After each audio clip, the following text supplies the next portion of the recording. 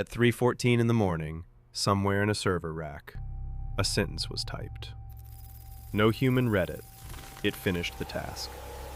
Then it waited for the next one.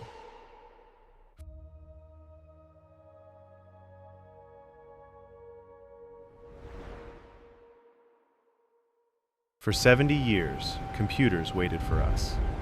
We typed the command, we pressed enter. We were always the ones who decided what happened next.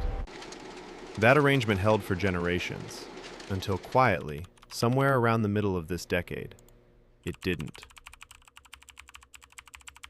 Researchers had a name for what they were building. They called it an agent, not a chatbot, not a script. Something that could look at a problem, decide on its own what to do about it, and then, without being told each individual step, go and do it.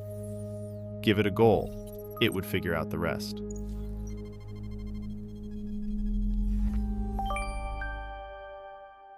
The first time most people saw it work, it felt like watching a magic trick they couldn't unsee. One sentence in, a dozen decisions out. No hand-holding in between. And that's where the questions started.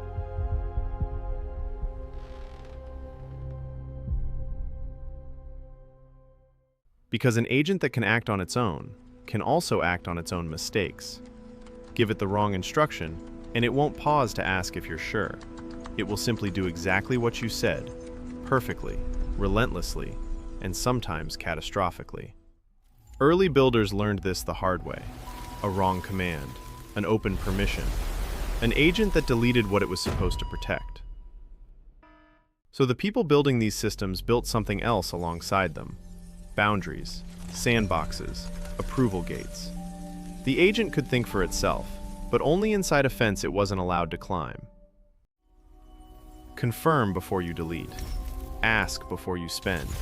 Never touch the keys to the kingdom. And somewhere in that tension, between letting go and holding on, a new kind of work began. Not man versus machine. Man deciding how much to trust the machine. Today, that trust gets built one task at a time. A server, audited and hardened while its owner sleeps. 1,000 spreadsheet rows, cleaned before breakfast. A security hole, found and closed before anyone else even knew it existed. The work didn't disappear. It just stopped requiring someone to watch it happen.